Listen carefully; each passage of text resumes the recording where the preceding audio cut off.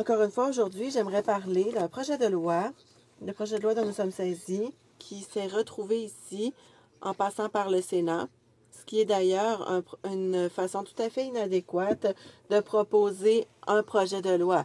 Il aurait dû s'agir d'un projet de loi du gouvernement, mais malheureusement, c'est le chemin qui a été choisi. Et encore une fois, c'est une façon pour le gouvernement de faire adopter des projets de loi avec leur Sénat, leurs témoins, qu'ils contrôlent d'ailleurs, et ce, en vue d'éliminer leurs responsabilités réelles en cet endroit. Donc, encore une fois, ce projet de loi touche les droits des gens du Nord, des Premières Nations, en vertu de la Constitution. En fait, les droits des gens du Nord également sont protégés par la Constitution et j'y viendrai. Le projet de loi S6 modifie la loi sur l'évaluation environnementale et socio-économique au Yukon, ainsi que la loi sur le tribunal des droits de surface du Nunavut. Ce sont des changements. On sait que parfois, certaines dispositions sont beaucoup moins controversées. Il y a beaucoup d'opposition aux changements proposés. En septembre, Monsieur le Président, j'étais à Whitehorse et j'ai tenu une audience publique sur le projet de loi grâce au NPD du Yukon.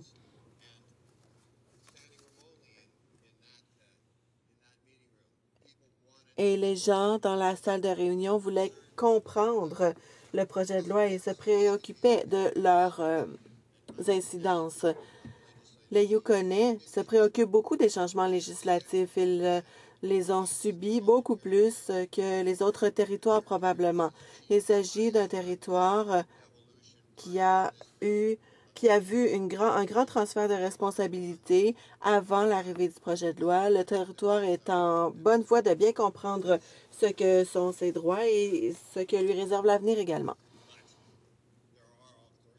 Mais bien sûr, le député conservateur, le sénateur conservateur et le gouvernement du Yukon travaillent et n'écoutent pas les gens. Ils ne réalisent pas des consultations publiques. Ils ne permettent pas aux Yukonais d'avoir leur mot à dire au sujet de ce projet de loi. Ils font leurs consultations auprès des partenaires.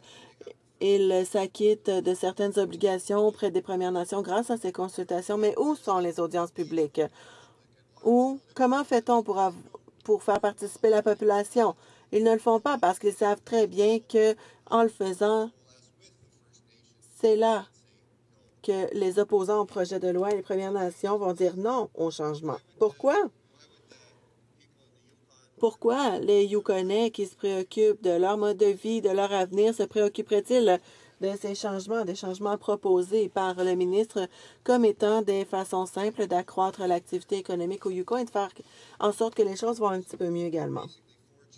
Il y a 4 changements qui sont très préoccupants pour les Yukonais. Premièrement, le fait que le projet de loi fournit au ministre des Affaires autochtones l'autorité de donner des orientations stratégiques obligatoires à l'Office d'évaluation environnementale et socio-économique du Yukon. Ça a été réalisé déjà au territoire du Nord-Ouest et ça nous préoccupait déjà beaucoup là-bas. Au Yukon, on a un système où ce n'est pas en place depuis 10 ans et donc ils estiment qu'il s'agit d'une infraction à leurs droits et à leur pouvoir au sujet des terres et des ressources. Le projet de loi établit également des échéanciers pour ce qui est des évaluations. C'est un problème auquel je reviendrai un peu plus tard. Le projet de loi permet également au ministre des Affaires autochtones de déléguer une partie ou toutes ses responsabilités au gouvernement du Yukon. C'est une préoccupation des Premières Nations et les Yukonais également se préoccupent de cette question parce que au Yukon, ils ont établi une entente entre les Premières Nations et le gouvernement. C'est essentiel pour le futur du territoire du Yukon. Je pense que tout le monde est d'accord pour le dire. Cette relation est importante et d'ailleurs, c'est une relation qui pose de plus en plus de problèmes au reste des provinces. Le fait de pouvoir avoir des relations directement au niveau provincial entre les nations, c'est très préoccupant pour les autres provinces. Donc, on se demande comment ces pouvoirs seront délégués. Il y a également la création d'exemptions pour l'Office pour ce qui est des renouvellements et des amendements concernant les permis d'autorisation. Ces amendements favorisent le gouvernement du Yukon plutôt que les Premières Nations, c'est-à-dire l'autre partenaire dans le processus de la LEESY. Le Conseil des Premières Nations du Yukon menace d'intenter des poursuites si le projet de loi est adopté. La LEESY a été adoptée en 2003 pour respecter une obligation de l'accord cadre définitif du Yukon qui a permis de régler de nombreuses revendications territoriales dans le territoire. En octobre 2006, l'examen quinquennal de la LEESY a été lancé et a été terminé en 2012. Les consultations de cet examen n'ont jamais été rendues publiques. Contrairement aux provinces, les pouvoirs législatifs des territoires se font grâce à une loi fédérale plutôt que par la Constitution. Ainsi, les territoires du Nord-Ouest et le Yukon ne disposent que de ce que le gouvernement veut bien leur donner. L'article 3 de la Charte des droits, qui fait partie de la Constitution, garantit que tous les citoyens au Canada ont le droit de voter pour les élections des députés à la Chambre ou lors des élections provinciales et ils peuvent également être membres. Pourtant, le reste de la Constitution décrit les territoires comme étant des partenaires moindres au Canada que les provinces. Ça nous pose problème. C'est sans l'autorité de cette Chambre qui nous donne ce qui nous est dû dans la Confédération. Eh bien, nous n'aurons jamais ces pouvoirs en vertu de la Constitution.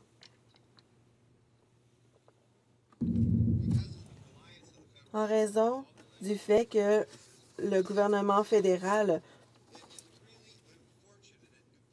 transfère certains pouvoirs et autorités législatives aux provinces, plutôt que les provinces tiennent pour acquis, on se demande pourquoi les conservateurs veulent retirer les pouvoirs grâce à cet amendement à la loi 11 années après qu'ils aient été donnés. Bon, bien sûr, il y a beaucoup de bruit, on entend beaucoup de mécontentement et c'est ça reflète ce que l'on entend partout au pays.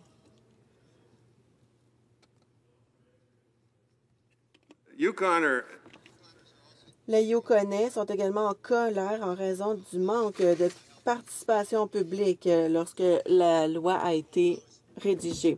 En septembre, il y a eu une réunion qui a été très fréquentée. Il y a également eu d'autres réunions à Dunn Center à l'automne. Des centaines de personnes s'y sont présentées. Pourquoi les gens viendraient-ils participer à une discussion très aride sur les évaluations environnementales? Parce qu'ils se soucient du processus, ils veulent savoir comment les lois sont élaborées.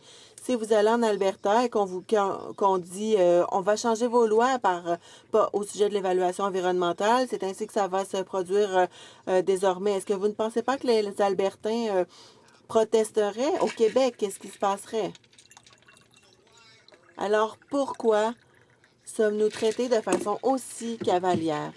Le gouvernement fédéral peut arriver dans un territoire, tenir des audiences avec ses partenaires, demander l'opinion des gens qu'il considère importants et ne pas tenir de réunions publiques sur ce qui se passe dans le territoire et sans consulter les habitants du territoire. Au départ, le ministère a rendu public une ébauche de la loi 1998 et ensuite en 2001 pour examen public. Il y a également eu 2 tournées au Yukon pour rencontrer les Premières Nations du Yukon et d'autres résidents pour revoir et discuter des ébauches. Alors, la première tournée de discussion a duré 90 jours et toutes les Premières Nations ont eu l'occasion d'envoyer des mémoires et de participer à des audiences publiques dans les collectivités. Mais la façon dont ce projet de loi-ci a été élaboré, c'est très différent. À écouter les conservateurs, on a l'impression que c'est un projet qui a pris plusieurs années et qu'on a écouté bon nombre d'intervenants, mais la réalité est tout autre. Le parti a discuté de cela pendant de nombreuses heures en 2008 dans le cadre de l'examen de 5 ans de la loi sur l'évaluation environnementale et socio-économique du Yukon. Et donc, il n'y avait pas de discussion sur l'ébauche de nouveaux projets de loi. Et les amendements proposés dans le projet de loi S6 n'ont jamais fait l'objet de discussion et n'ont jamais été soulevés par les conservateurs durant l'examen quinquennal. Et ces nouveaux amendements ont été proposés alors qu'il y avait très peu d'occasions de consultation et d'accommodation. Le 26 février 2014, le Canada, comme je l'ai dit plus tôt, est arrivé à une réunion avec les Premières Nations du Yukon. Il a remis des copies papier à ceux qui étaient présents. Il n'a même pas envoyé de copies électroniques à ceux qui n'ont pas pu être présents ou qui ont participé par voie téléphonique à la réunion. Et ce projet de loi change la relation entre les Premières Nations et la Couronne, entre les Premières Nations et le gouvernement territorial du Yukon. Et il y a des gens qui n'ont pas pu se rendre à la réunion en personne et n'ont même pas eu droit à une copie des amendements. Mais que s'est-il donc passé? Ils avaient moins de 2 mois pour réagir aux changements proposés et c'est totalement inadéquat. Et, Monsieur le Président, la consultation, ça veut dire de transmettre les renseignements nécessaires aux partis. Et les conservateurs n'ont pas respecté ce principe. Les conservateurs n'ont pas répondu aux critères en ce qui a trait au traité et aussi à leur obligation en vertu de la common law qui les force à consulter et à accommoder. Et donc, les conservateurs et leurs élus ont fait très peu, en fait, ont presque rien fait.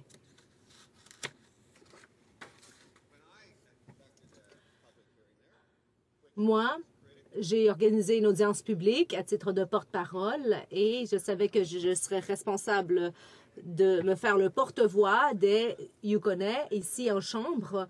Et j'ai rencontré beaucoup de gens du public, des conseils de bande. Et qu'est-ce qu'on m'a dit? Eh bien, ils ont remis en question la constitutionnalité des changements unilatéraux proposés par le projet de loi S6 et qui n'ont pas fait l'objet de discussion dans le cadre de l'examen quinquennal et qui n'étaient pas indiqués non plus dans le rapport McCrank. Donc, il y a eu amplement d'occasions de discuter de ces changements, mais le gouvernement n'a pas tiré avantage de ces occasions. Il s'indique également que l'échéancier de 16 mois est totalement déconnecté de la réalité, surtout lorsqu'on s'aperçoit que dans le Grand Nord, on ne dispose que d'un seul été pour effectuer les évaluations environnementales. Donc, les Yukonais habitent là-bas. Ils connaissent leur territoire et ils indiquent que 16 mois, ce n'est pas assez de temps pour transmettre les renseignements au Conseil et pour qu'on puisse mener une évaluation adéquate du projet. Un autre point. Les Yukonais ont peur que les Premières Nations n'aient pas les ressources financières et les ressources humaines pour évaluer les propositions qui pourraient nuire de façon artificielle à leur projet. Parce que vous savez, lorsqu'il s'agit d'une grande entreprise, on a les ressources nécessaires. On a l'argent, on a les gens et on peut mener des activités alors que les Premières Nations n'ont pas toujours les ressources nécessaires et ce seront elles qui seront touchées par ces activités.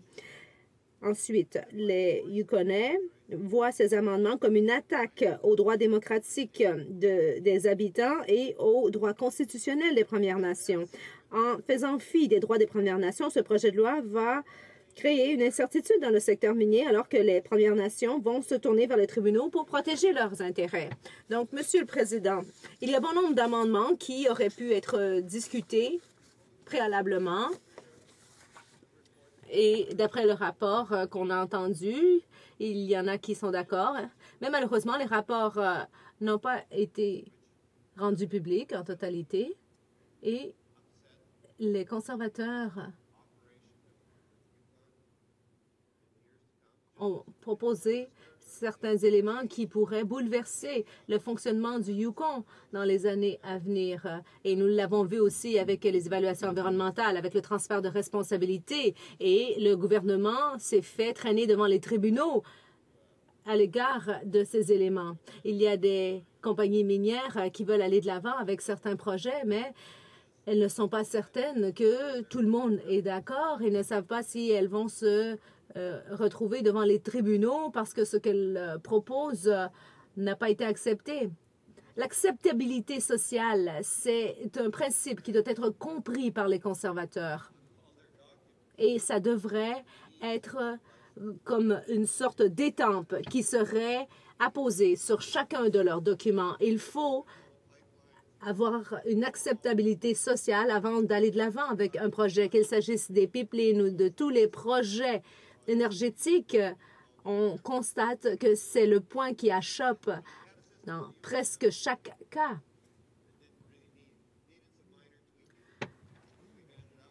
Mais pour ce qui est des lois régissant le Yukon, oui, il fallait apporter certains changements, mais des changements mineurs. Et ce qui est proposé va beaucoup trop loin. Ça dépasse l'entendement.